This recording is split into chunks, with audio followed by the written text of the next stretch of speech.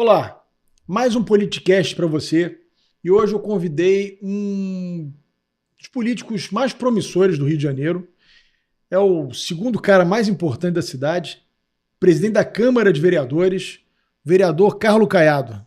Caiado, muito obrigado por ter aceito o meu convite. Eu que agradeço. Um Bom prazer enorme estar com você. E espero que esse papo seja muito produtivo. Acho que você tem muita coisa a contar, tem muito assunto aí, né? Tem um carnaval, tem plano diretor, tem muito assunto aí para você contar que certamente vai ser um programa recheado de novidades. Até a oportunidade da prestação de conta, né? Estamos no quarto ano.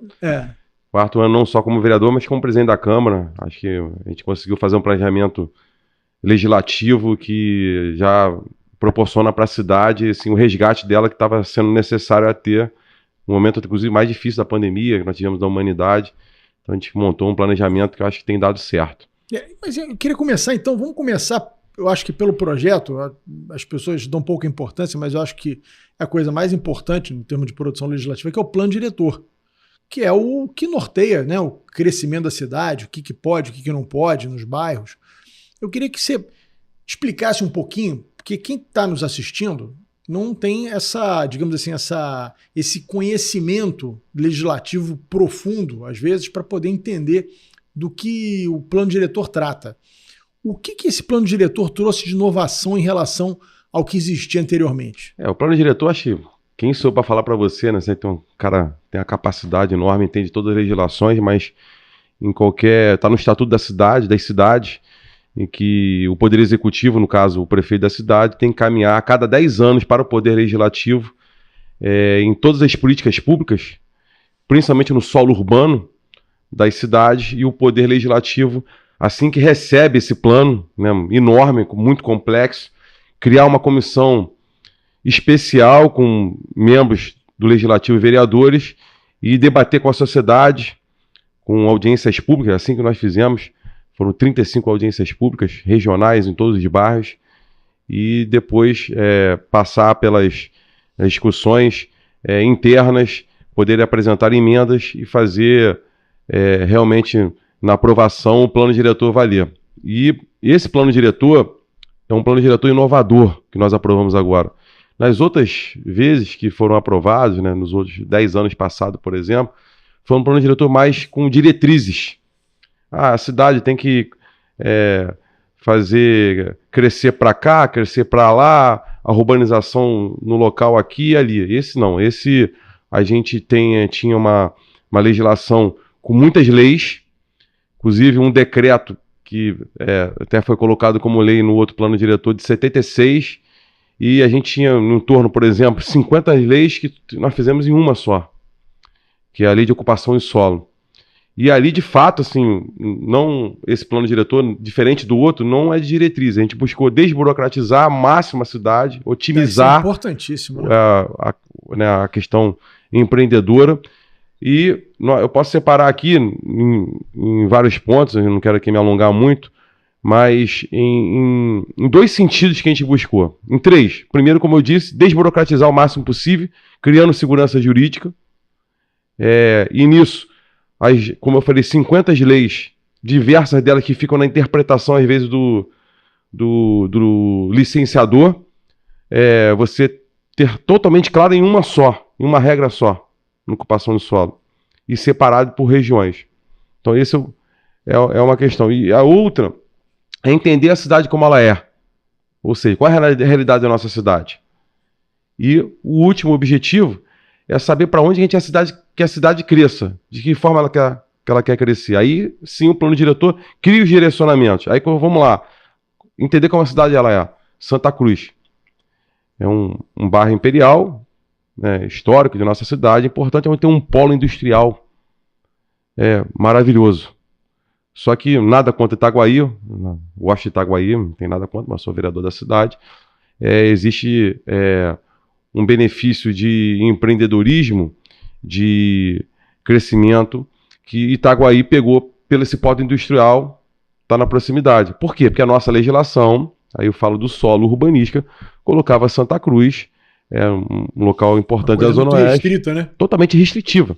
Então, muito condomínio irregular, crescimento desordenado. Aí o pessoal vai para informalidade, para ilegalidade. Exatamente. A gente sabe isso. que o poder público não tem condições de combater a informalidade na velocidade que seria desejável, né? Sem dúvida. Então, assim, entender a cidade como ela é, estou dando um exemplo. O entorno do polo industrial, você incentivar para que tenha não só o crescimento ordenado residencial, mas como também comercial. Porque toda a produção comercial que atende esse polo industrial de Santa Cruz, como eu estou dizendo, quem está atendendo é Itaguaí. Itaguaí tem até hotel do lado. É isso que eu ia dizer. Esse por é um exemplo, num polo industrial desse, com uma quantidade enorme de indústrias como essa, muita gente às vezes vem para fazer uma reunião, para um fornecedor, um troço qualquer. Às vezes o cara tem que passar uma noite para no dia seguinte voltar, né, para a sua cidade natal. Se você tem um hotel ali perto, certamente você teria ocupação, né? Exatamente. E assim, tem um exemplo bobo. Vários restaurantes de multinacionais e tal, não pode se instalar em Santa Cruz que a legislação não permite. Então agora com esse plano diretor, entender a cidade como ela é crescer para onde tem que crescer, claro, mas aonde já está instalada é ter isso. Aí eu falo para onde a gente quer que a cidade cresça? Para onde tem infraestrutura, onde tenha transporte público, certo? Isso que é onde a gente quer no plano diretor para os próximos 10 anos. A gente colocou no plano diretor incentivos, inúmeros incentivos para que a cidade possa crescer para a sua zona central, sendo a cidade, que é o nosso pulmão cultural, social e econômico, onde tem o porto, São Cristóvão, e a zona norte como um todo. Né? Tem metrô, tem trem, tem BRT, Sim. Tem toda a parte de infraestrutura, de drenagem. Obviamente tem que fazer intervenção aqui e ali, se faz necessário de qualquer poder executivo, no caso a prefeitura, mas a gente deu muitos incentivos para que possa esse crescimento da cidade. Aí eu vou te dar um exemplo em relação de vários incentivos. Um que torna o imóvel futuramente mais barato e presente e de forma presente também, e que em todos os planos diretores, inclusive foi aprovado em São Paulo, você tem uma outorga onerosa, em que quem está empreendendo, né, esse que eu traduzindo aqui, ele tem que pagar para o Poder Executivo, no caso a Prefeitura, né, uma taxa simbolizada lá por uma tabela, enfim, é muito complexo, não vou explicar aqui. São Paulo aprovou cobrando essa parte onerosa, essa outorga, imediatamente. Aqui nós aprovamos de duas formas, aí vai o encontro que eu quero dizer aqui para entender por que Zona Norte, sendo a cidade, etc. A gente colocou isenção de 5 anos dessa cobrança para a cidade toda, porque a gente quer que a pessoa agora vai ser cobrada agora. São Paulo cobrou já no primeiro ano do plano diretor aprovado. O nosso não, 5 anos de isenção para a cidade toda.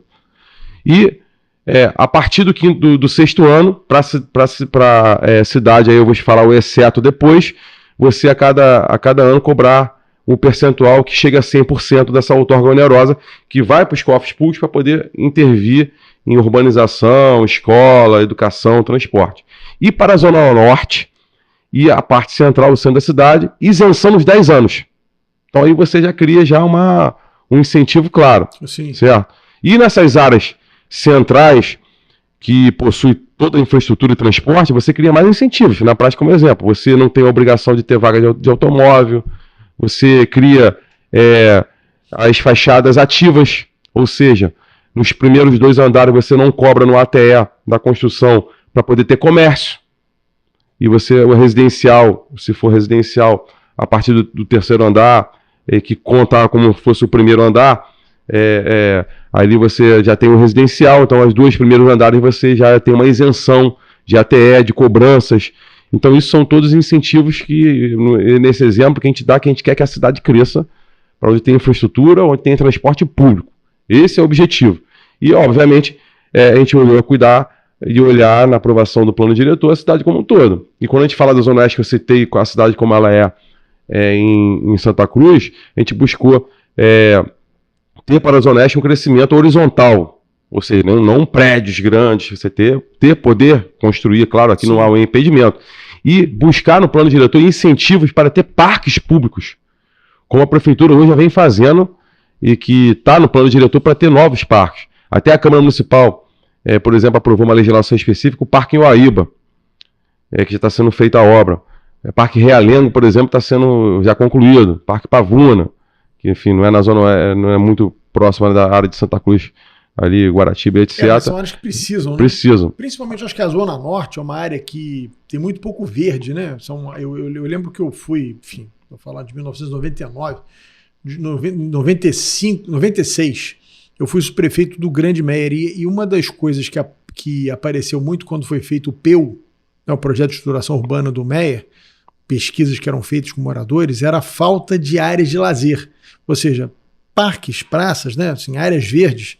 Acho que é uma área que talvez fosse o caso de se incentivar realmente a construção de muitas... Então, eu quero dar um exemplo, porque às vezes as pessoas criticam, pô, você não quer que construa nada em Guaratiba, Campo Grande? Claro que queremos, mas o objetivo é que ali seja um crescimento horizontal, com mais parques, inclusive tem lá dispositivos de parques sustentáveis, e que quem tiver um terreno muito grande, quiser empreender, dá incentivo para ele poder fazer a construção e ter um parque do lado com o próprio empreendimento cuidando. Então tem vários exemplos para a gente poder dar. Então a gente não está impedindo, mas a gente quer que as pessoas moram perto da infraestrutura, não tem transporte. E você deixar crescer a cidade de qualquer forma, depois gera um impacto enorme, né? A gente vê aí experiências que nós tivemos no passado. Você vê hoje, a gente aqui, Barra da Tijuca, a gente sofre aqui quase que diariamente, porque Jacarepaguá cresceu muito, a Barra também cresceu muito, e chega final de tarde, com aquele retorno da Ayrton Senna, do pessoal que vem de Jacarepaguá para Barra, é um suplício, porque o acesso a Jacarepaguá é muito estrangulado, né? Basicamente aquele, ali no Gardênia, uma pistazinha, né, para o cara ir para Taquara ou para Freguesia, que ali estrangula todo o trânsito da Barra, né? Perfeito. Aí, nesse encontro, enfim, depois você me corta, você acha que está falando muito em relação ao plano diretor. Mas a gente buscou, assim, não só na Zona Oeste, aqui na AP4, que a gente fala Barra, Recreio, Jacarepaguá e Vargem e tal, você, onde tem transporte público, você buscar ter, né, os empreendimentos com mais facilidade. E onde não tem, você condicionar. Condicionar tem infraestrutura, você não tem esse incentivo. E, claro que a pessoa pode empreender. Nós não vamos aqui ser hipócrita que a cidade não tem que ter quem tem o seu terreno, que sempre buscou com o seu planejamento fazer. Mas a gente também não pode deixar o exemplo, o cara construir uma Minha Casa Minha Vida, que é a população que mais precisa, distante do transporte público, distante da escola e dos serviços públicos. Isso aí criar um problema em vez da solução. É o que a gente tem em vários lugares hoje. E a gente olhou. Como você falou de Barra agora, e Recreio, etc., a gente garantiu o plano Lúcio Costa. A gente garantiu também um decreto antigo, muitos anos atrás, no plano diretor, que o prefeito tinha feito até 2021, reeditando ele, da vida silvestre. Não criar o adensamento para as vargens. Você ter, né, esse cuidado, né, ali é uma área muito que tem que ter esses cuidados de inundações, etc. Sim. Pode empreender? Claro que pode, mas condicionado a questões ambientais. E isso aí inclusive ali, que a gente sempre fala, todo mundo conhece como a Fazenda do Pascoal e Mauro, não sei se ainda é a família Mauro proprietário, ali pode se construir. Mas nesse próprio plano diretor se coloca para ter um parque ali dentro. O cara teria uma questão, nós estamos falando agora, por exemplo, de Rio Grande do Sul. Você vai ter uma área permeável. Né? É um exemplo disso. Rio Grande do Sul, que é o momento hoje, né? Inclusive nossa solidariedade, a gente buscou isso. A Zona Sul restringiu o máximo, né? Eu acho que, inclusive, o Urca é o local ali que todo mundo sempre fala, muito bucólico, muito tradicional de nossa cidade, a gente buscou restringir.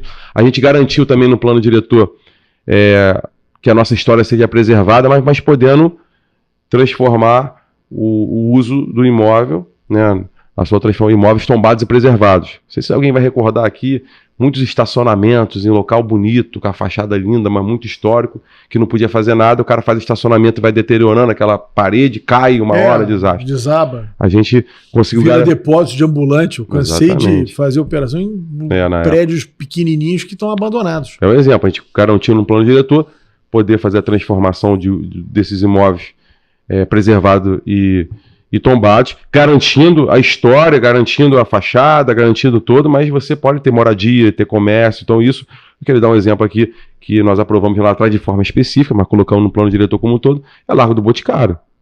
Sim. Aí na Laranjeiras. Tem um hotel ali dentro. É lindo, mas tem que ter uso, cultural, né? Tem que ter uso. Claro. E garantir toda a parte histórica. Tudo que era tombado ficou garantido. Você transformou para poder ter um hotel. Então, assim, é outro exemplo. E, de forma simbólica, para finalizar o plano diretor, não me alongar muito, a gente fez vários artigos, setores que a gente fala do plano diretor, inovadores. Um a gente fez de favela e comunidade. Nunca teve isso, nenhum plano diretor. Nós conseguimos garantir isso, né? Obviamente, a prefeitura sempre teve favela Barra, enfim, desde na sua época, sempre atuante em relação a isso, Morar Carioca, vários programas.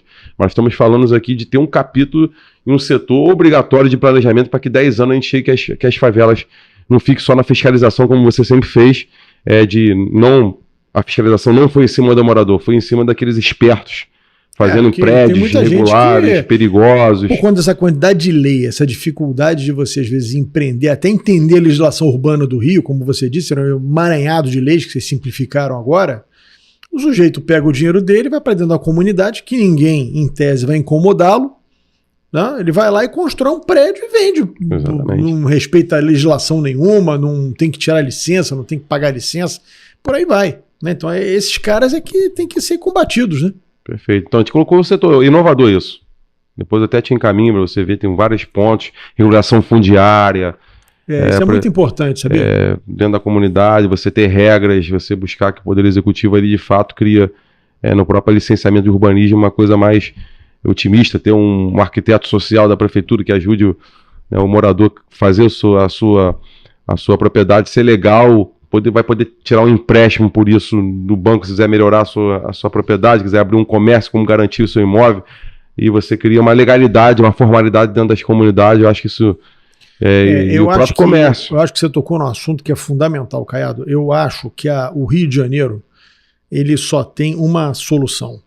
Essas comunidades, durante muito tempo, elas viraram verdadeiras áreas autônomas da cidade, porque elas têm regra própria, né? Muitas vezes a regra é imposta pela milícia do local, pelo tráfico do local, porque ali nasceu e cresceu sem regra, né? As pessoas foram construindo de qualquer jeito, ia lá na associação de moradores, que dizia o que podia fazer, o que não podia, enfim.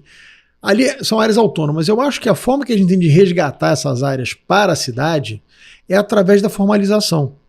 Se você vai lá e dá o título de propriedade do cara, diz, aqui pode isso, aqui não pode aquilo, você começa a dar direitos e deveres, exigir deveres também dessas pessoas, você começa a trazer essas pessoas para a cidade formal. Perfeito. E você vai perdendo essa caracterização de gueto, de lugar excluído, de cidade, de área autônoma, né? Você vai enfraquecendo o poder paralelo, porque as pessoas, como elas vão tendo direitos, o cara, hoje...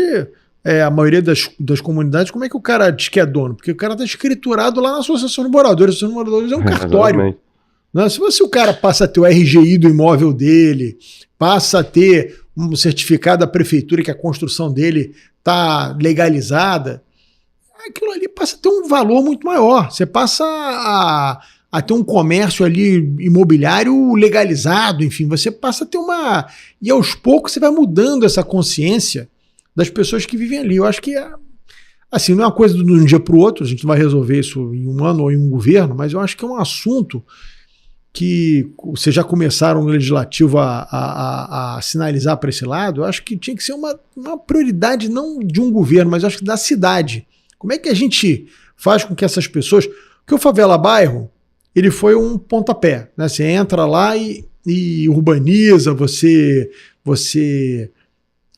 dá acesso, principalmente, você cria um fluxo. Mas eu acho que tem que ter um 2.0 agora, que efetivamente, como é que a gente traz essas pessoas para a cidade formal? Né? O objetivo é esse. Enfim, resumir aqui, muito complexo. Claro. Foram 2 anos de discussões, tem vários setores, setor industrial, por exemplo, aqui no Polo Cine e Vídeo, a gente queria vários incentivos para ser o polo criativo. Até a semana retrasada, a gente teve uma reunião com todos os empresários e associação de moradores em relação a isso, cria incentivos para isso. Inclusive veio até o cônsul me procurar na Câmara Municipal, depois que soube da aprovação do plano diretor, tentando trazer lá uma empresa de tecnologia para esse polo Cine e Vídeo, um cônsul do Japão. Você tem noção, assim, como o plano diretor representa. Sim. E o cônsul do Japão aqui trouxe... Por isso que eu pedi pra gente começar com esse assunto, porque eu sei da importância, né? Eu falei cônsul, mas o cônsul do Japão aqui trouxe um prefeito, esqueci o nome da cidade lá, falar sobre isso. Então a gente criou, assim, a questão da Vida Brasil, com a Transbrasil agora, de que forma crescer.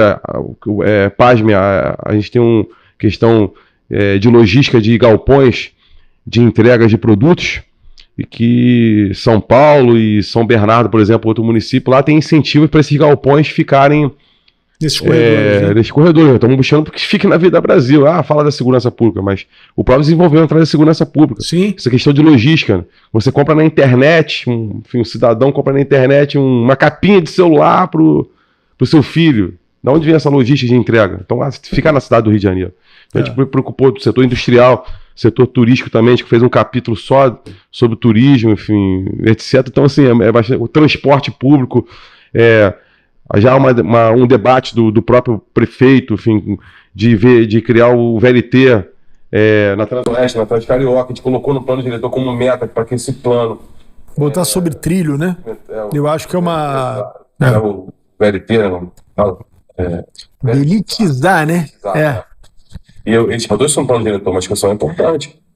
A gente está no plano diretor como meta e cumprir essas metas. Então, é um exemplo disso. Então, todos os setores, o plano diretor engloba tudo, né? Todas ações necessárias de política pública, todos os setores a gente coloca ali. Só que a única diferença desse plano diretor é que a gente conseguiu, de fato, não ser só diretriz, de fato, realmente, a questão de colocar ali o planejamento de solo, que são os pelos, você falou vários pelos, né? É um só. Entendi. Separado por regiões. Isso facilita muito, até para você entender a cidade, né? Agora, Caiado, uma coisa que assim, eu vou muito pouco ao centro, mas quando eu vou, sempre me choca muito. O centro já vinha num processo de esvaziamento. Quando teve a pandemia, aí acabou de ferrar de vez a maioria dos comerciantes que tinham ali no centro, né? O Petrobras, BNDES, tantos órgãos federais que são muito importantes para encher de gente o centro, ficaram muito tempo, mesmo depois da pandemia, de home office. Então isso piorou mais a situação do centro da cidade.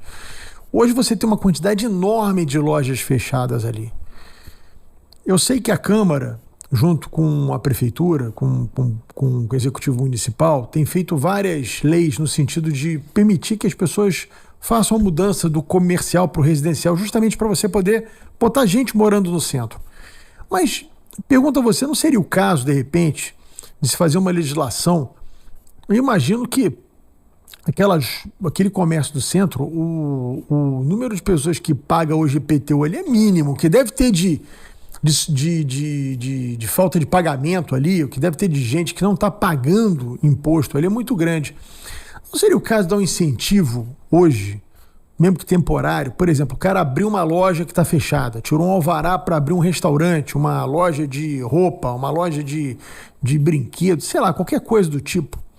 O cara, de repente, ficar 1, 2 anos sem pagar IPTU, para você incentivar, porque é o que você disse, né? Você falou assim, você deu uma explicação bastante profunda sobre o plano diretor, mas o que, na verdade, o poder público é um grande indutor do desenvolvimento. Se você diz ali para os atores econômicos, olha, agora, no centro da cidade, quem montar uma loja aqui tem 2 anos, por exemplo, estou falando aqui uma coisa completamente aleatória da minha cabeça.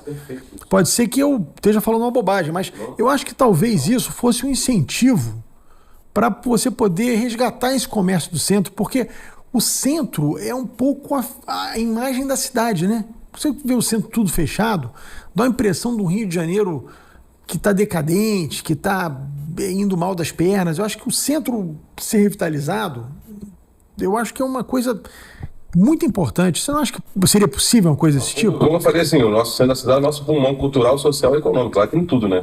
Tem o BRT, tem trem, metrô, tem toda a infraestrutura necessária. Inclusive, como você disse, nós aprovamos 2 legislações que são as mesmas, só de continuidade, uma RVP 101 e outra RVP 112. O nome é mesmo, só muda alguns incentivos a mais no RVP 102. E a ideia nossa é realmente, olhando até para outros lugares do mundo, como Portugal, Lisboa, incentivou as pessoas a morarem no centro da cidade, a gente buscou de transformar e ter incentivos para que tenham construções na transformação até de prédios construídos para residencial. E já tem sido um sucesso. Muitos imóveis licenciados.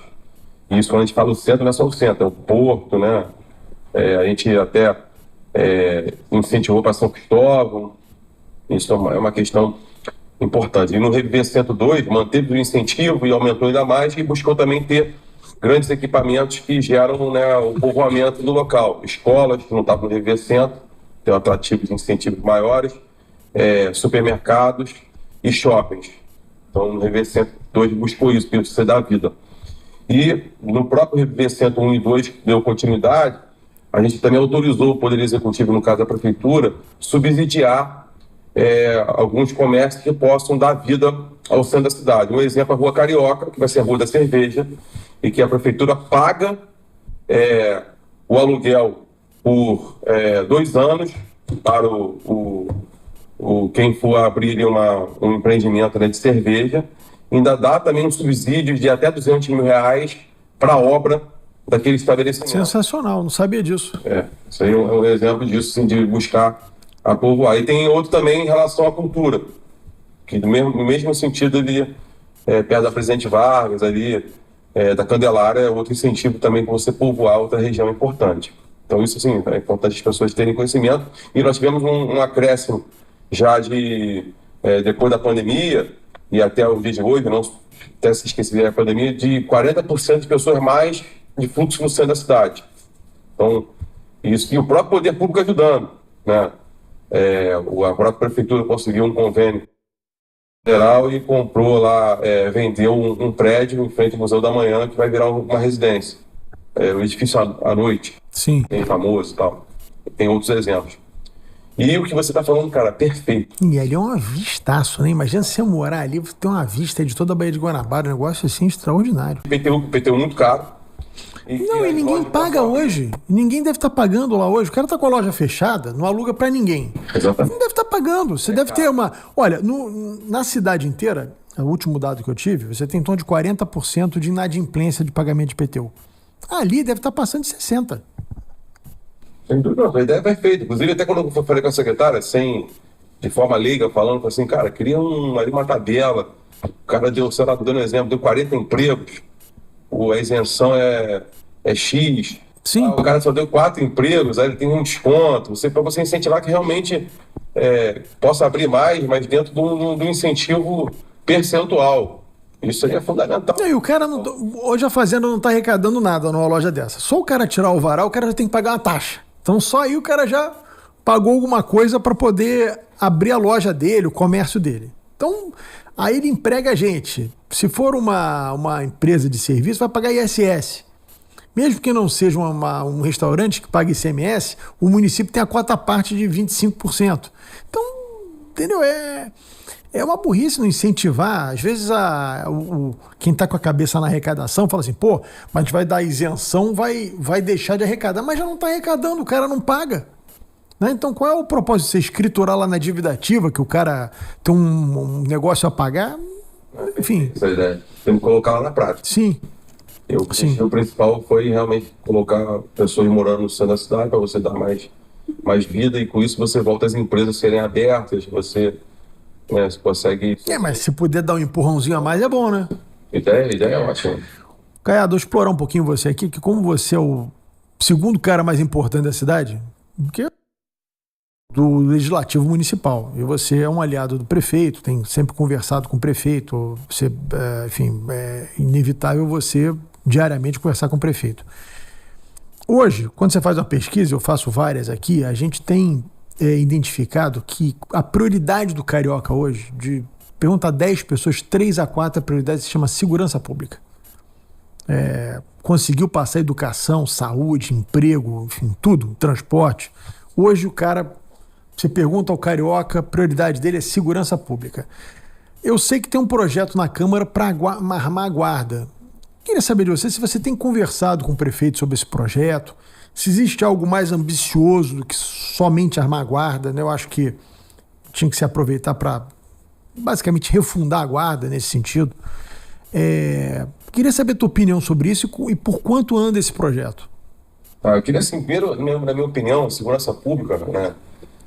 Obviamente são as forças policiais, tem que ter autoridade, não ter a política, ser extremamente técnico, tem que ter inteligência, tem que ter hoje com a tecnologia. Sim. Tem que ter tudo isso, mas eu acho que o município tem um papel fundamental no sentido, quando até a gente falou no primeiro bloco aqui da nossa da nossa conversa sobre o plano diretor. Se você desenvolver a cidade, né, e você gerar empregos, você ter projetos sociais que façam, né, ocupação do nosso adolescente o tempo todo. Então, assim, eu acho que isso é muito importante, o papel também das prefeituras, no caso a Prefeitura do Rio, né, que tem a ver com o vereador, que isso seja feito. E esse papel nós estamos buscando cumprir. Da dignidade das pessoas, quando a gente fala do BRT, é tratar de segurança pública. Vocês têm um BRT hoje, né, totalmente com os ônibus novos, com as estações novas, inclusive a Câmara Municipal aprovou isso tudo, queria dizer isso aqui. E quando nós aprovamos, foi uma emenda até de minha autoria, a questão do BRT Seguro. O BRT Seguro está fazendo, até agora, a última estatística que teve, em, sei lá, 10 meses, 2.000 prisões que fizeram. Isso é segurança pública. Tecnologia, monitoramento totalmente no COR, no Centro de Operações, integrado com a Polícia Militar, o centro também de operações dele, então isso é segurança pública. Isso certamente esse BRT Seguro, ele reprime uma série de pequenos delitos que poderiam estar acontecendo ali. É monitorado, tem prevenção, tem nesse monitoramento todo, e realmente depois repressão, caso, né, se faça necessário. E a dignidade das pessoas, porque terra de ninguém, a segurança só aumenta, né? A falta de segurança. Então essa busca. E obviamente, assim, eu entendo que o poder das forças policiais tem que continuar com o Estado, com a Polícia Militar, com a Polícia Civil, e mais, acredito que, como você citou, que a Guarda Municipal ela tem um papel fundamental de ajudar. E o que eu estou fazendo como presidente? Eu acho, na minha opinião, um absurdo, pelo menos a cidade do Rio de Janeiro, não decidir se quer ou não quer.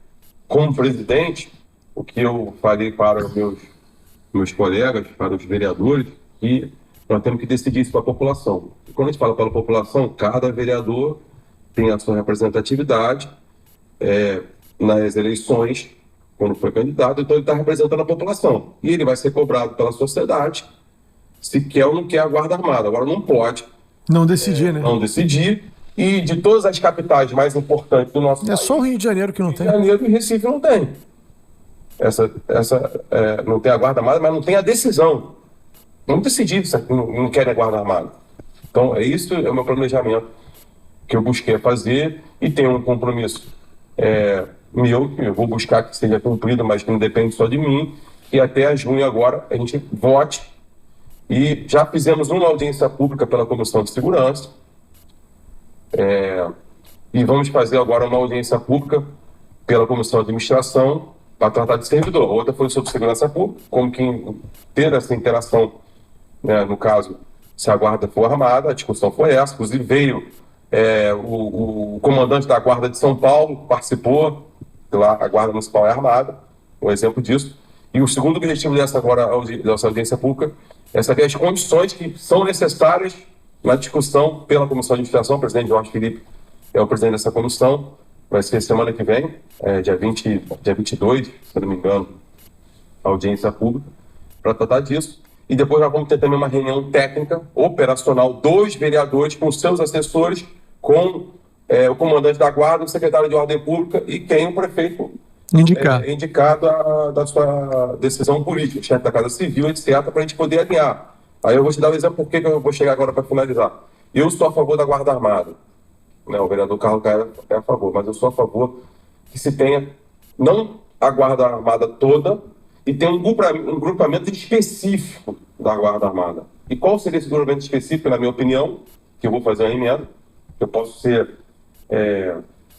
ou apoiado ou derrotado nas ideias e ser convencido também que não, que seja toda a Guarda ou seja do grupamento. O grupamento do turismo. O grupamento da Guarda Municipal, de toda ela, somente ter um grupamento específico armado para o turismo. Que isso, a essência da cidade do Rio de Janeiro, né, é turismo, e com isso você vai unir as forças policiais em vários pontos da nossa cidade que tem a ver com turismo, e a Guarda fica específica a isso.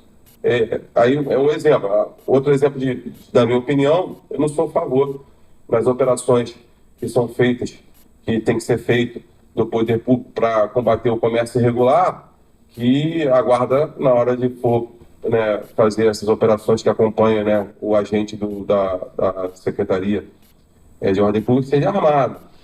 Acho que...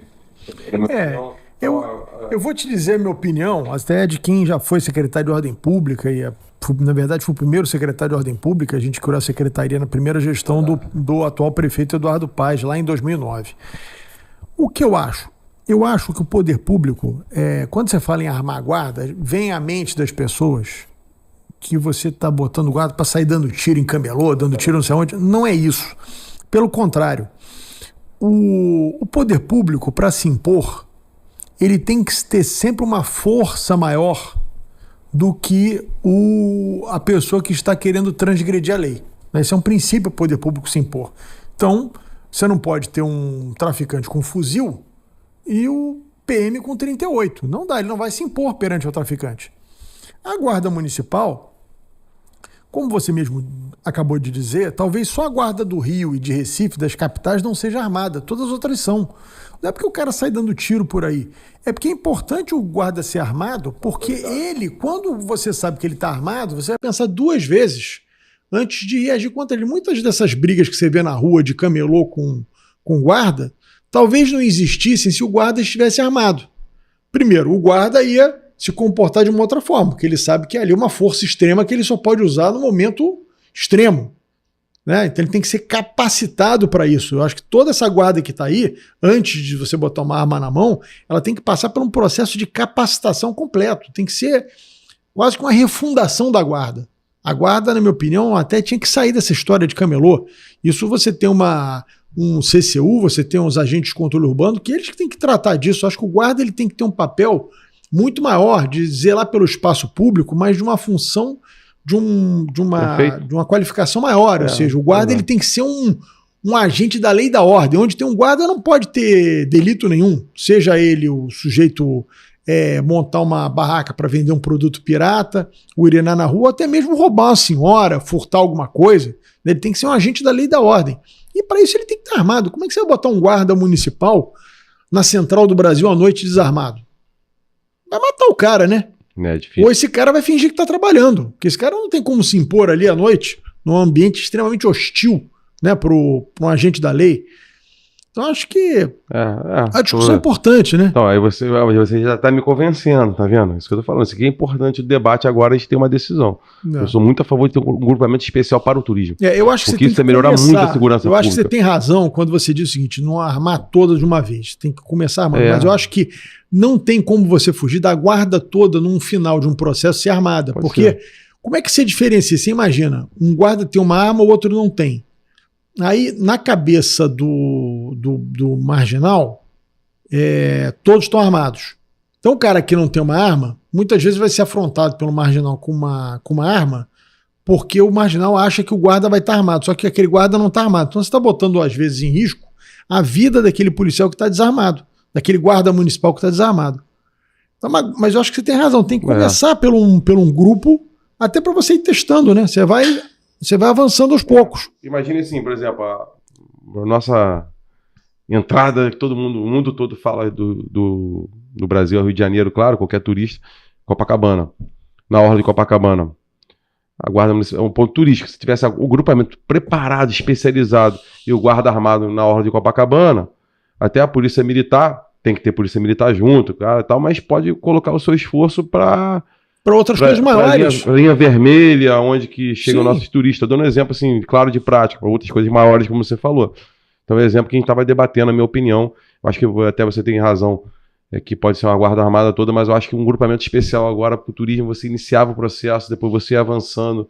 Né? No caso, você agora o prefeito Eduardo Paes, é outro prefeito que for sucedê-lo e etc. Assim vai, eu acho que é uma ideia. E numa coisa que você colocou, muito bem colocado, eu até tinha escutado muito tempo atrás você fala isso, quando foi criada a Secretaria de Ordem Pública, que a gente também tem que ter na questão do comércio ambulante, comércio informal, nas suas legalizações, ele também, como foi criada agora a Secretaria de Desenvolvimento Econômico, ter na Secretaria de Desenvolvimento Econômico, ter algum órgão que possa tratar e cuidar.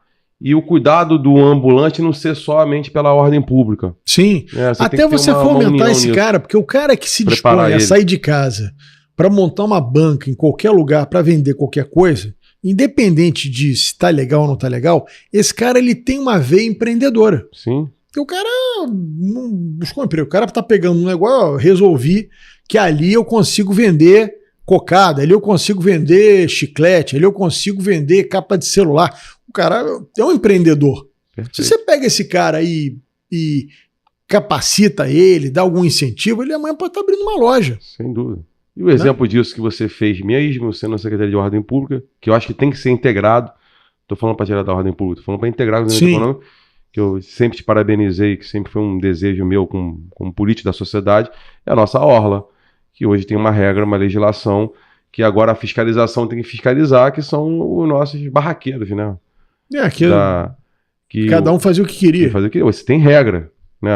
O cara descumpriu ali, mas você já sabe qual a regra. Antes não tinha regra. O cara não tinha nem alvará, né? O cara ficava ali, era uma coisa meio improvisada, as associações é que definiam quem ficava onde. Botava qualquer isopor, tem que ter quantidade certa de isopor, tem que ter a sua lixeira, tem que ter. A prefeitura sabe quem é o principal, quem é o ajudante. Não, você tem uma regra. Você tem as doações que a prefeitura própria deu botando no diário oficial de patrocínio para ter cadeiras novas.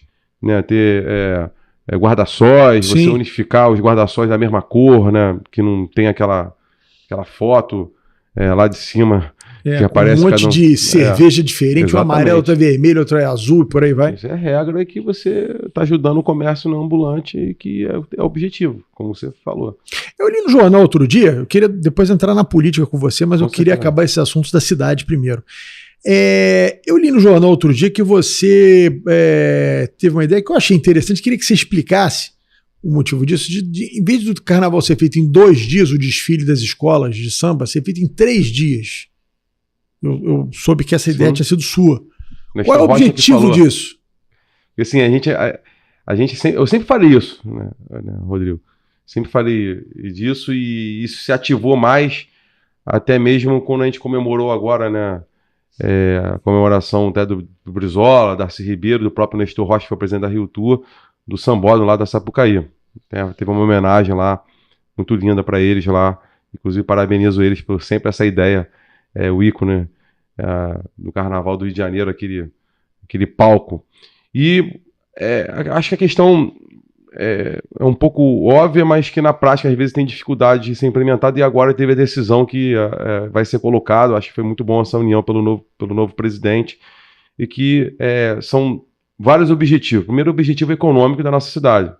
Você tem mais um dia de turista estando na nossa cidade, o rede hoteleira mais um dia, restaurante e etc. Até a própria mobilização de empregabilidade indireta, são as vans, né? São os ônibus, táxi, Uber, exatamente, o próprio transporte público ativo, mais operadores, restaurantes no próprio complexo, aquela coisa toda. E também existe também a outra questão do público. Quando dá 4 horas da manhã, é insano, né? As pessoas, o público ali, tá a arquibancada vazia. Então, você tendo mais um dia, você dá a oportunidade de mais as pessoas assistirem esse desfile maravilhoso. E, inclusive, no outro objetivo, baratear o ingresso também. Inclusive, o presidente da Aliás, até quando anunciou isso, falou que os ingressos arquibancadas, onde que a gente quer mais o atrativo principal, é que ele seja mais barato ainda. Né? E isso, tendo mais um dia, fica mais barato. Sim. E isso, ter as arquibancadas cheias, a emoção de quem está desfilando também, né, de ver aquilo ali, de você ter mais uma questão. A outra questão também das próprias escolas de sambas, de questão de iluminação. Às vezes está de dia. Isso é operacionalidade também. Então a gente sempre conversou com muitos carnavalescos que falavam, é muito ruim isso. Né? E a outra questão também é humana. Quem está desfilando chega às vezes cedo ali. Tem pessoas que, assim, em relatos, até passaram mal, que tiveram que até substituir pessoas lá que tinham que compor lá aquela ala, porque era 5h30 da manhã. Então é outra questão. E quando a gente fala de desenvolvimento econômico, estamos sendo mais um dia, quem compra, né, no caso da Aliesa é uma concessão, um sambódromo ali durante o carnaval para a Aliesa, tem os camarotes, né, que investem também, deixa de ser empregabilidade. Sim. Você teria mais um dia de atrativo. A gente vê, inclusive, em relação aos camarotes, que muitos desses camarotes disponibilizam até de recursos, né, para poder trazer um show de atrativo dentro do próprio camarote, virou uma festa. Então você teria mais um dia disso, e mais um dia que estaria gerando essa economia para o Rio de Janeiro. Então, assim, foi uma ideia nossa que a gente sempre bateu nisso, sempre debateu, e que até o Nestor Rocha até falou, pô, foi a ideia do meu amigo Caiado, mas eu acho que é a ideia do povo, todos que sempre desejaram isso, dá para se encaixar plenamente a gente ter a semana toda de carnaval no Rio de Janeiro. Bom, vamos falar um pouquinho de política. Vamos. Você, além de presidente da Câmara, é presidente municipal do PSD, que é o partido do prefeito Eduardo Paes, e que vai ter uma chapa de vereadores poderosa. Alguns estão chamando de chapa da morte. Mas eu, particularmente, sempre fui candidato em partido grande. Eu tinha uma ideia fixa. Eu até brincava com as pessoas, diziam, vai para um partido pequeno, sei lá, se elege com menos votos. Eu digo o seguinte, para morrer, é melhor morrer em grupo que morrer sozinho. Essa é boa. Entendeu? É melhor você ser, às vezes, terceiro, quarto suplente de um partido grande, que um vira secretário, outro é candidato a deputado, outro vai para não sei para onde, outro tira licença, você acaba assumindo o mandato. Um partido pequeno, às vezes, ser primeiro suplente não chega a lugar nenhum. Como é que está essa chapa do PSD de vereadores? Quantos vereadores tem lá hoje? Quantos vocês acham que vão fazer? Rodrigo, primeiro você falar que eu sempre gostei muito dessa vida partidária, né? Hoje eu estou no PSD, mas eu sempre estive no único partido, nunca tinha mudado, eu não estou criticando quem tem mudado, não. Mas sempre vivi muito o DEM, né? O antigo Sim. PFL, e fui presidente desse partido municipal e presidente da juventude do partido, e sempre busquei ajudar a montar a nominata. Nosso sistema eleitoral, que enfim, todos aqui devem acompanhar, mas você tem que mandar, com o nome fala nominata, montar os nomes, né? É um coeficiente eleitoral, que a atingir aquele coeficiente eleitoral você elege um parlamentar. Os primeiros então, da você lista. tem que montar os primeiros da lista, tem que montar a nominata, né? Então não significa, às vezes, até quando você depara com algum eleitor, desculpa estar me alongando muito, mas só para as pessoas entenderem, fala assim, pô, fulano teve muito mais voto que o outro, não entrou. Porque a nossa legislação fala que realmente aquele partido tem que somar aquele número de votos para você eleger um, né? Então, o primeiro passo é isso. Então, montar uma nominata sempre com muito cuidado, né, que representa o partido. Então, assim, para mim, me honra agora estar como presidente do PSD, e realmente a gente buscou fazer uma nominata expressiva, com nomes expressivos, e que a gente possa eleger a maior bancada. Em 2020, por exemplo, eu fiz a nominata do DEM. Nós fomos empatados com o Republicanos e com o PSOL, né? A maior bancada. Fizemos 7 vereadores. O DEM fez 7, o Republicano fez 7 também, e o PSOL fez 7. Agora, no PSD, o estímulo de a gente fazer de 13 a 15 vagas. Nós temos, só de vereador, nós temos 13 vereadores com mandato. Pessoas que não têm mandato, mas que serão bem votados, né? Tem subprefeitos, tem secretários, né? Tem outros nomes importantes. Tem vários. Né? Subprefeito, secretário, como você disse. Vereadores estavam em outro partido, vieram para o PSD acreditando realmente de ter uma nominata forte. E como você falou, assim, eu sou da mesma tese que você, eu prefiro 1000 vezes disputar numa chapa grande, que você tem possibilidade de reais disputar mais com outros, mas com mais chance, inclusive, de ganhar. Porque às vezes você pega um partido, com todo respeito, que você olha nominar, só vai fazer um, então tá todo mundo se gladiando, enfim, desculpa usar o termo, se matando no bom sentido, para poder ser o número 1, porque só vai fazer um, a soma. E o nosso quem ficar na suplência provavelmente vai morrer na suplência. Exatamente. O partido grande, no caso do PSD, ou pode ter outros partidos grandes e tal, você tem essa possibilidade ali na nominata ter pessoas grandes, mas você fazer 13 votos, você vai estar disputando. Disputar eleição faz parte do jogo. Você está disputando com mais facilidade até de ganhar. Olha, e depois assumir o mandato. O exemplo disso, desculpa me terminar, o DEM, nós temos 3 parlamentares que eram suplentes que assumiram logo em função de ser um partido grande. Um virou secretário, outro virou deputado federal e deu a vaga para o vereador, outro virou conselheiro do Tribunal de Contas. E é um movimento que traz o partido grande. Sim. Não, só para ratificar o que você está falando, eu fui deputado federal 2 vezes. Em 2006, eu fiquei na primeira suplência. Nesse mandato meu, o 5º suplente assumiu o mandato. Era um partido grande, era uma chapa da morte também, como diziam que eu era um louco de ser candidato na época no PMDB, porque tinham pessoas fortíssimas com muito voto, que eu era um maluco de ser candidato lá. Eu acabei assumindo meu mandato, depois virei secretário do prefeito Eduardo Paes, no primeiro mandato, outros viraram secretários, outros viraram prefeitos, o 5º suplente assumiu o mandato. No segundo mandato meu, em 2010, se eu não me engano, o 7º suplente assumiu o mandato. Ou seja, num partido, às vezes, que você faz muitos candidatos, você vai dizer, pô, mas a disputa lá, o corte, né, que chamam corte para eleitoral, ou seja, você vai ter que ter um número de votos maior do que no partido pequeno. Só que você acaba assumindo o mandato de alguma forma, coisa que às vezes num partido menor não vai acontecer. Perfeito. Né? Foi o nosso caso agora, por exemplo. Viu? De outros que podem citarem como exemplo. Você está achando a gente passar rapidamente, o que você está achando do governo? Eu sei que você é amigo, gosta dele, enfim, eu também sou. Eu queria saber a tua opinião política, né? O que você está achando do governo Cláudio Castro até aqui, quer dizer, esse segundo mandato dele, né? Cara, o Cláudio, assim, na verdade, ele trouxe uma paz pro Estado, né? Ele é um cara que sabe escutar, sabe articular.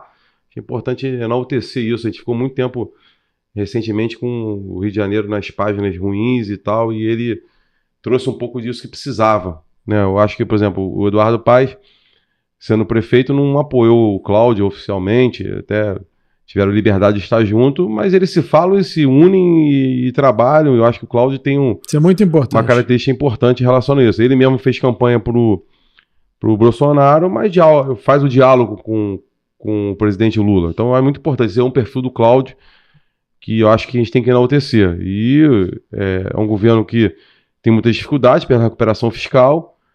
Eu acho que é um momento delicado que o governo sem vive, dúvida. E sempre também é testado pela segurança pública, a gente estava até debatendo agora, mas eu acho que dentro da média, assim, o Cláudio tá fazendo um trabalho muito bom.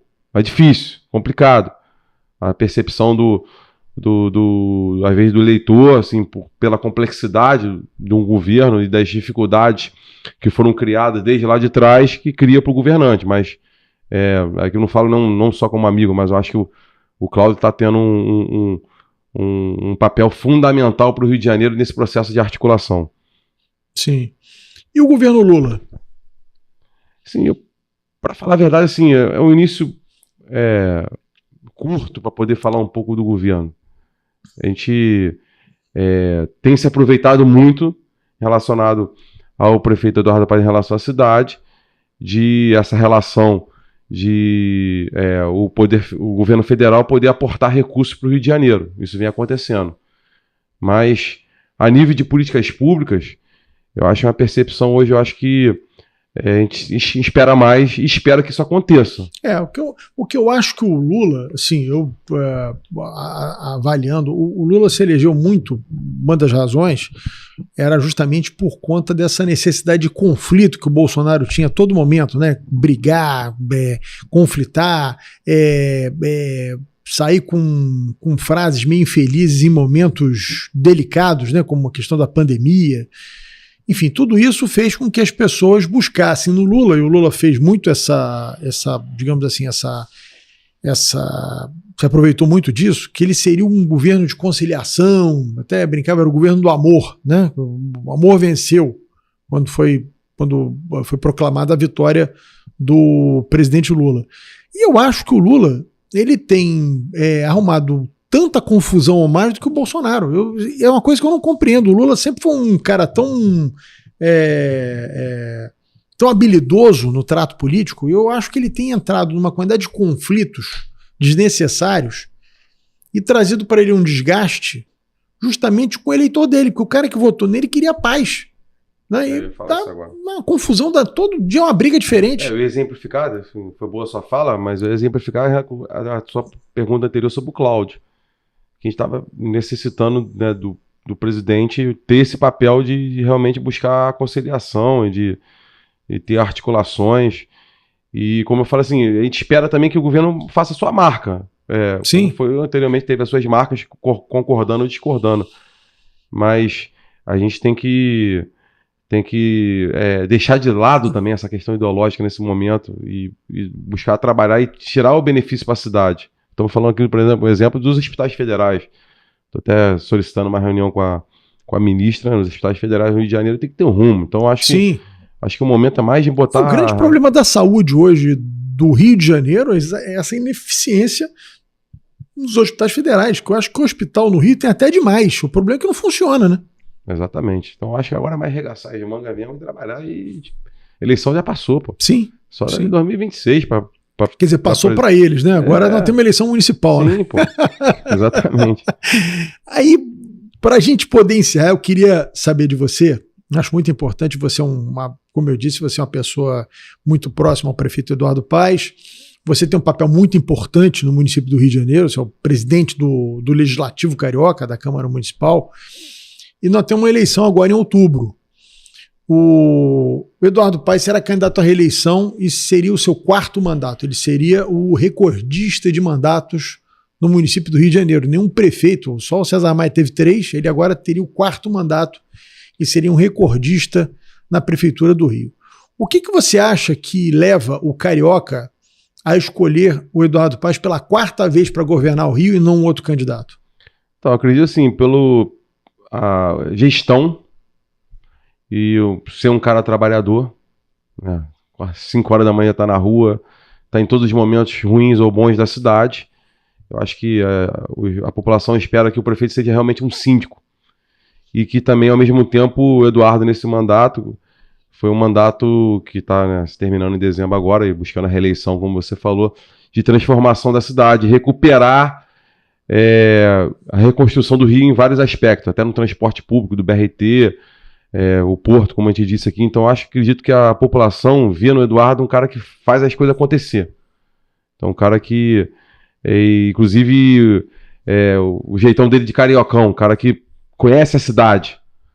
Eu não tenho nada contra, inclusive gosto pessoalmente do deputado federal Crivella, mas o exemplo disso, o Crivella aos 4 anos, eu sempre falei que ele foi um excelente senador, um excelente parlamentar, mas como prefeito, eu acho que não teve essa vitalidade que a população espera do prefeito. Eu acho que o Eduardo tem essa vitalidade.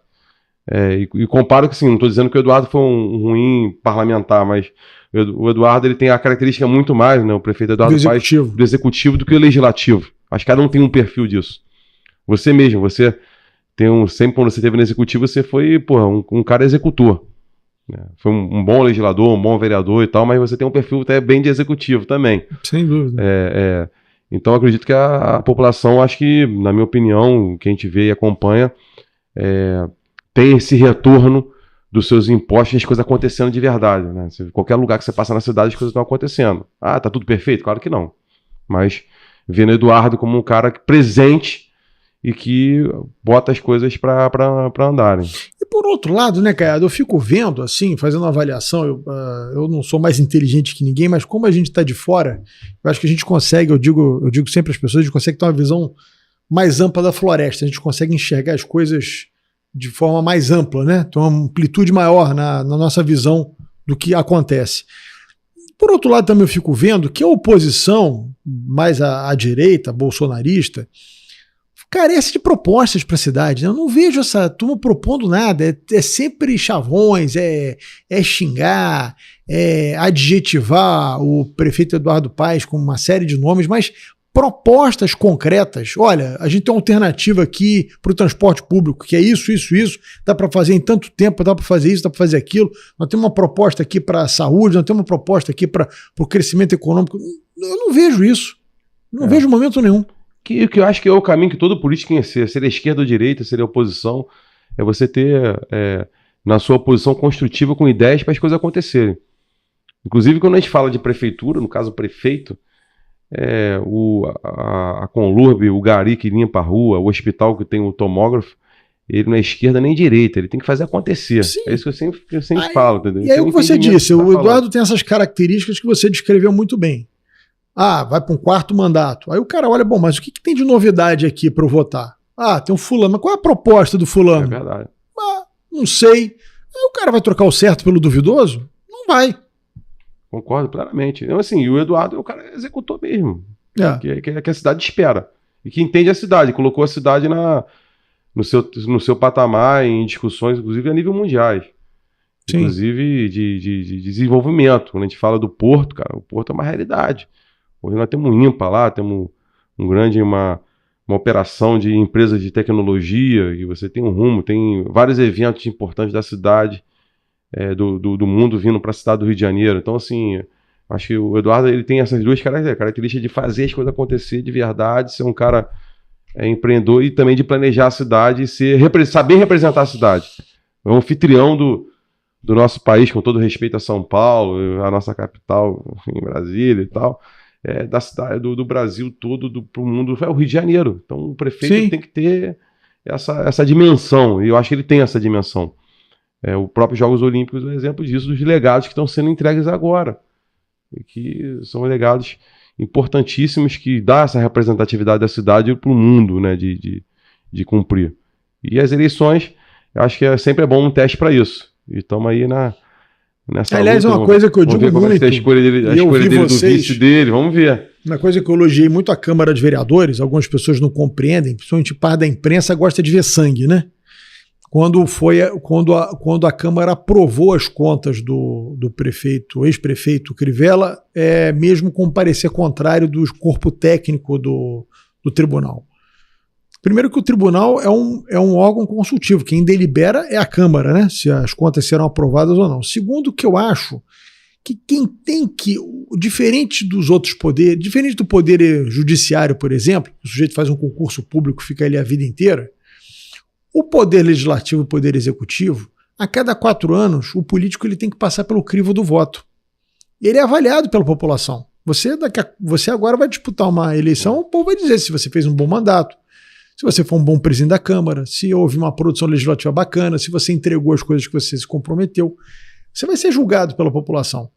Então esse negócio hoje, às vezes o poder judiciário tem mais importância na vida política do cidadão do que o poder legislativo e executivo. Então, o sujeito ganha a eleição, hoje, agora mesmo, nós estamos tendo a votação de uma possível cassação da chapa do governador Cláudio Castro e do Thiago Pampolha. Quer dizer, eu não estou... A coisa é gravíssima. Nós temos que avaliar. Agora, eu acho que você caçar um político, tirar o direito dele de disputar a eleição, tem que ser num caso muito extremo. Muito extremo. Porque foi o que eu disse, eu falo muito à vontade que eu não pretendo mais disputar eleição nenhuma na minha vida. Quem tem que dizer, quem tem que caçar o político é o povo. Numa democracia, quem caça o político é o povo. Vai lá e não vota e tira o cara. Entendeu? Assim, não pode ser delegado essa função a um técnico do Tribunal de Contas, a um juiz de primeira instância. Esse cara é sobrepor a vontade popular. Você elege daqui a pouco, porque na prestação de contas não teve não sei o que, faltou uma gasolina não sei aonde. Aí você pega a vontade de não sei quantos mil eleitores e joga no lixo por causa de uma coisa extremamente técnica, minuciosa, de uma prestação de contas na campanha eleitoral. Eu acho que essas coisas tinham que mudar, sabe, cara? Eu sei que não é uma função do legislativo municipal, mas eu acho que essa sobreposição da justiça eleitoral sobre a vontade popular é um negócio muito ruim, muito ruim para a democracia. Tem que ser cultural isso, né? Não pode deixar acontecer isso, porque até o povo, na hora de votar, fica sem entender. Né? Aí você vota, mas não vale. Acontecer. A gente teve agora, deixaram o Daniel Silveira disputar a eleição até o final. O cara, em tese, foi o segundo colocado, né, o terceiro colocado, sei lá, foi o terceiro colocado, teve 1.600.000 votos, que foram jogados no lixo, porque ele estava inelegível. Não. Por que deixa o cara disputar a eleição, então? Inclusive, as decisões judiciais têm que ser mais céleres. Rápido. Eu vou dar assim, tudo que você falou, concordo, não preciso repetir aqui, mas quero dar um exemplo meu mesmo. Dar um exemplo, não sei se você sabe disso. Em 2018, eu fui candidato a deputado estadual. Em outubro, eu comemorei a vitória na eleição. Meu partido fez 6 vagas, que era o DEM, né? O Democratas, na época. 6 vagas, comemorei. Tudo certo. Quando foi 20 minutos antes da diplomação e de terno para tomar posse como deputado na LERJ, na diplomação, desculpa, a posse foi em janeiro, a diplomação em dezembro, teve uma sessão extraordinária lá do TSE que validaram os votos de um candidato que tinha sido candidato e que durante a campanha suspenderam, né, a eleição dele. Aí depois ele conseguiu uma suspensão, votaram nele, mas no dia da eleição os votos dele não valeram para a população. Quem votou lá não valeu. E em dezembro eu ia ser diplomado. Aí meia hora antes, resolveram computar os votos. Aí o meu partido perdeu uma vaga. Foi justamente a sua. Eu virei primeiro suplente. Aí tudo bem, era vereador, enfim, continuei como vereador, aquela coisa toda. Mas é um exemplo do meu caso. Aí esse mesmo deputado que os votos na eleição, ele foi candidato, depois suspenderam, depois votaram nele, suspenderam o voto, validaram o voto dele. O mesmo processo dele, que ele teve, ele foi candidato a prefeito em Petrópolis. É o caso do Rubem Monteiro, que também foi outra loucura. Então, eu ia citar esse caso aí aqui. ele ganhou a eleição em Petrópolis, aí não deixaram ele assumir a prefeitura, e depois ele retornou para a prefeitura 1 ano e meio depois. Ficou é o exemplo do meu caso. Não, e ficou 1 ano com prefeito provisório, uma cidade cheia de problema, com problemas de enchente, de troço, um prefeito provisório 1 ano. Mas você vê assim, mas o caso dele é o mesmo que não deixou ele validar os votos dele, é o mesmo processo que não deixou ele assumir a prefeitura e depois ele assumiu. Mas, pô, validaram os votos dele depois não valeu mais, ele deixaram de concorrer à eleição para prefeito. E agora não vai poder concorrer de novo. Então, é uma loucura isso. É exatamente o que você falou, é um entendimento. E a mesma coisa agora, 2 anos depois, agora, vai caçar... Só fazendo uma observação, veja como Deus escreve certo por linhas tortas, né? Você ficou na primeira suplência em 2018. Mas se você tivesse ganho a eleição para deputado estadual, provavelmente você não seria candidato a vereador de novo, não seria presidente da Câmara e não teria feito esse belíssimo trabalho. Verdade. Ou seja, Papai do Céu te tirou de um lugar para você estar na presidência da Câmara e poder entregar tudo que você entregou aí. Não, a política é muito dinâmica em relação a isso. Então, e a gente não sabe, às vezes, por que acontece alguma coisa com a gente. Às vezes você acha que é uma coisa ruim que aconteceu, às vezes é uma correção de rumo que Deus está fazendo na tua vida. E é muito dinâmica, né? Por exemplo, ninguém imaginar, enfim. Foi até um desastre que o Witzel ia ganhar a eleição em 2018, né? Sim. Mas em 2018, quando sai a deputado estadual, o nosso grupo político, enfim, o próprio Eduardo Paes, candidato a governador, todo mundo achou que o Eduardo ia ganhar, todos nós, né? Achamos que veio o Witzel. Eu estava com vontade, inclusive o próprio ACM Neto, na época do DEM, enfim, o César Maia, o Rodrigo Maia, o Eduardo, de ser candidato a prefeito em 2020. Então, aí depois, me elege estadual, vira suplente, uma loucura que você falou, vereador, presidente da Câmara. Então, assim, as coisas vão se desenhando na política, né? Cada um, eu sempre escutei isso do meu pai, falar assim, pô, política é igual nuvem. Essa frase era do Ulisses Guimarães, né? Guimarães, meu Cada hora tá de um jeito. Isso. Exatamente, é a mesma coisa, exatamente isso. Nós estamos falando aqui hoje, daqui a pouco sair da porta ali da gravação, muda tudo. Aconteceu alguma coisa. Mas eu acho que isso que é o legal da vida, isso que é o legal da política também. A política é muito dinâmica e vamos trabalhar sério para defender a nossa cidade. Cidade maravilhosa, tem mais uma eleição agora. Espero que o povo participe e leve a seriedade para o legislativo. Nós temos pesquisas, muito importante. Nós temos pesquisas recentes que às vezes o eleitor votou para prefeito, sabe para quem votou para vereador, não lembra para quem votou para vereador. Vai cobrar então, como, né? Exatamente. Vote no seu vereador e acompanhe ele do início até o final, cobrando. Hoje é muito fácil com as redes sociais, é muito fácil saber onde que o teu político está, é muito fácil cobrar ele. Eu acho que essa participação é fundamental. E a Câmara Municipal, como instituição, já demonstrou, nas todas as decisões que a cidade estão acontecendo, que a Câmara que decidiu da importância de ter parlamentar forte. E isso que eu faço aqui um apelo, assim, você gera opinião e sabe disso, da importância do parlamentar, que olhem para a Câmara Municipal. Não votem porque o cara é bonito, porque pô, é engraçado, que é amigo, pô, tenta ver a proposta, tenta ver de que forma ele vai atuar e vai ter a seriedade de ser parlamentar. O cargo que mais influencia na vida do cidadão comum é o vereador. O cargo mais importante, 10 vezes mais importante, na minha opinião, que o deputado estadual. O deputado estadual vai tratar de polícia, funcionário público, enfim. O vereador trata das coisas da cidade, do dia a dia. Da capital, pô. Exatamente. As Olimpíadas foram onde? Na cidade do Rio de Janeiro. Quem aprovou tudo foi a Câmara Municipal. E por aí exatamente. Vai.